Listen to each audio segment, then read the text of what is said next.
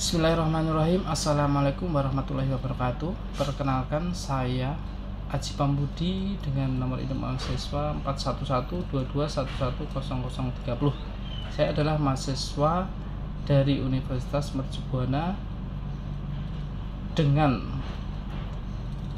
program studi Fakultas Teknik Sipil. Dengan ini saya ingin menyampaikan presentasi tentang aspek hukum dalam pembangunan. Ini adalah salah satu dari tugas besar kedua dari mata kuliah tersebut dengan dosen pengampu Ibu Kholida STMT. Berikut saya sampaikan presentasi dari kami. Selamat menyaksikan.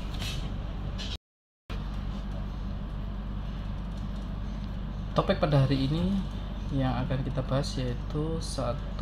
Manajemen klaim proyek, 2. Arbitrase, 3. Etika dan kompetensi engineer serta profesionalisme. Pertama, manajemen klaim proyek. Pengertian dari manajemen klaim proyek adalah manajemen klaim adalah sebuah proses pengelolaan sumber daya dalam pengajuan klaim. Tujuan utama dari manajemen klaim adalah untuk menyelesaikan permasalahan yang timbul antara kedua belah pihak secara efektif dan efisien. Ensasi Muhammad dan El-Ghadaur 2009. Ada beberapa alasan terjadinya klaim, yaitu 1. Keterlambatan pembayaran, 2. Perubahan dalam pekerjaan, 3. Perubahan konstruktif, perubahan kondisi, 5. Keterlambatan atau gangguan, 6. Percepatan, 7. Kesalahan desain, 8. Penangguhan pekerjaan, 9. Perbedaan kuantitas, dan 10 adalah penolakan atau penggantian yang sama. Ada beberapa teknik dalam manajemen klaim agar proses terjadinya klaim dapat berhasil dengan baik. 1. Identifikasi tuntutan. Dimulai dengan bekal pengetahuan yang mencukupi terhadap lingkup dan item kontrak untuk diperhatikan ketika beberapa aktivitas muncul sebagai bentuk perubahan pada lingkup atau beberapa kondisi penyesuaian kontrak yang disyaratkan. 2. Kuantifikasi tuntutan. Melakukan pengukuran dampak dan pengaruh pada item-item yang biasanya merupakan kompensasi tambahan atau waktu tambahan untuk penyelesaian kontrak atau tanggal tenggang waktu. 3. Pencegahan tuntutan. Bagaimana mencegah timbulnya klaim? Sebaiknya memang dibutuhkan kontrak tentang lingkup serta alokasi risiko yang dapat diterapkan sehingga sepertinya tidak dihasilkan suatu klaim sekalipun. 4. Pemecahan tuntutan. Kadangkala meskipun sudah diberikan effort yang besar untuk mencegah adanya klaim, masih saja klaim tersebut muncul. Semakin lama proses perselisihan tersebut timbul akan semakin merugikan kedua belah pihak. Selanjutnya bisa ditempuh adalah negosiasi pada tahap dasar. Setelah proses klaim diajukan, maka ada beberapa cara dalam menyelesaikan klaim, yaitu 1. Badan peradilan atau pengadilan. Dalam hal pilihan penyelesaian sengketa melalui pengadilan, maka prosedur dan prosesnya mengikuti ketentuan-ketentuan Kitab Undang-Undang Hukum Acara atau KUHAP dan Kitab Undang-Undang Perdata atau KUHAPER. 2. Arbitrase, lembaga ad hoc. Dalam hal ini, pilihan penyelesaian sengketa melalui arbitrase harus dijelaskan dengan tegas dalam kontrak konstruksi arbitrasi apa yang dipilih lembaga atau ad hoc, termasuk pula peraturan prosedur yang dipakai untuk menghindari persepsi dan yang berbeda antara pihak 1 dan kedua. 3. Alternatif penyelesaian sengketa.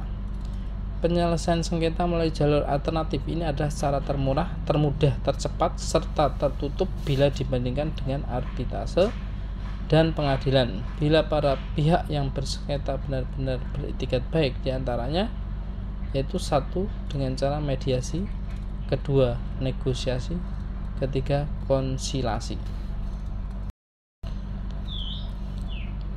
Kita memasuki topik yang kedua, yaitu arbitrase. Pengertian arbitrase atau lembaga atau ad hoc adalah bentuk kelembagaan tidak hanya bertugas untuk menyelesaikan perbedaan atau perselisihan atau sengketa yang terjadi antara para pihak dalam perjanjian pokok, akan tapi juga dapat memberikan konsultasi dalam bentuk opini atau pendapat hukum atas permintaan para ahli dalam perjanjian. Berikutnya adalah alasan-alasan penyelesaian sengketa. Mengapa memilih cara arbitrase untuk menyelesaikan sengketa? 1. Para pihak bersengketa dapat memilih para arbiternya sendiri, dan untuk ini tentunya akan dipilih mereka yang dipercaya memiliki integritas, kejujuran, keahlian, dan profesionalisme di bidang masing-masing. Kedua, proses majelis arbitrase konfidensial dan oleh karena itu dapat menjamin rahasia dan publisitas yang tidak dikehendaki. 3. Putusan arbitrase sesuai dengan kehendak dan niat para pihak merupakan putusan final dan mengikat para pihak bagi sengketanya. Lain lagi putusan pengadilan yang terbuka bagi peninjauan yang memakan waktu lama. 4. Karena putusannya final dan mengikat, tata caranya bisa cepat, tidak mahal, serta jauh lebih rendah dari biaya-biaya yang harus dikeluarkan dalam proses pengadilan. Apalagi kalau kebetulan ditangani oleh pengacara yang kurang bertanggung jawab, sehingga masalahnya dapat saja dengan itikat buruk diperpanjang selama mungkin. Kelima, tata cara arbitrase lebih informal dari tata cara pengadilan dan oleh karena itu terbuka untuk memperoleh dan tersedianya tata cara penyelesaian kekeluargaan dan damai. Ada beberapa macam arbitrase yang diakui eksistensi dan kewenangan untuk memeriksa dan memutus perselisihan yang terjadi di antara pihak yang mengadakan perjanjian, yaitu 1. Arbitrase ad hoc, yaitu lembaga yang ditunjuk dalam kasus tertentu untuk satu kali penunjukan. Kedua, arbitrase institusional, yaitu lembaga atau badan arbitrase yang bersifat permanen. Untuk selanjutnya kita memasuki topik yang ketiga, yaitu etika dan kompetensi engineer serta profesionalisme.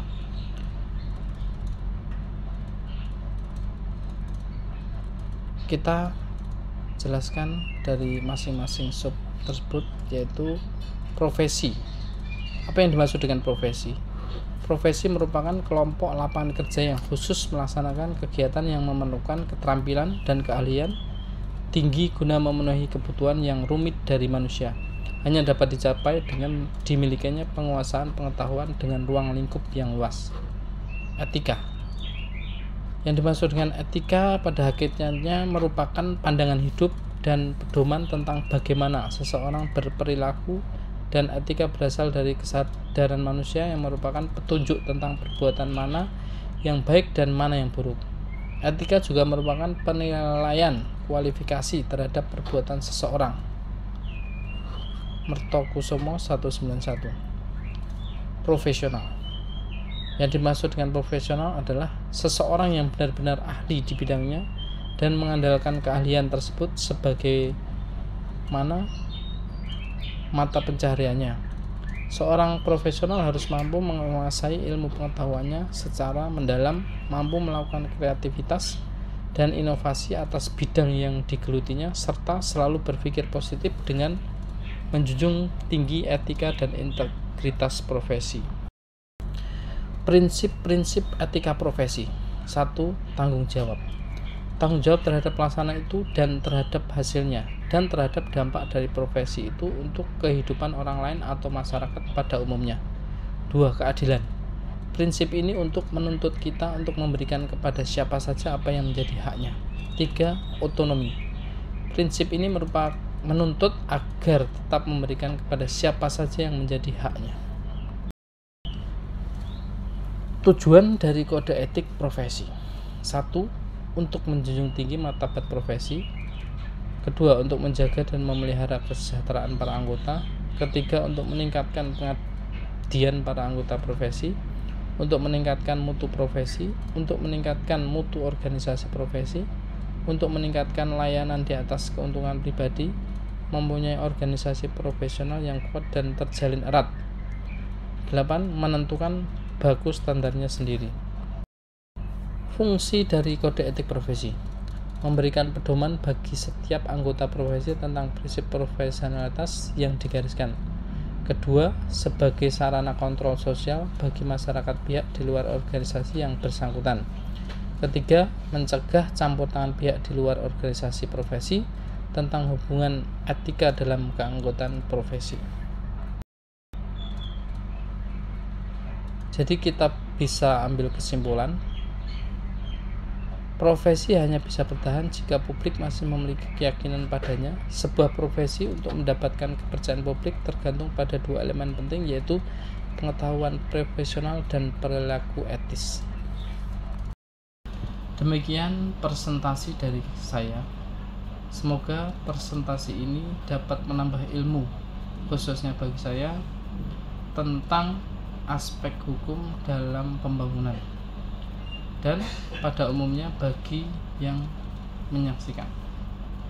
Presentasi ini mungkin banyak kekurangan, sehingga kami mohon kritik dan sarannya agar presentasi kedepannya dapat menjadi lebih baik. Kami akhiri, billahi taufiq wal hidayah. Wassalamualaikum warahmatullahi wabarakatuh.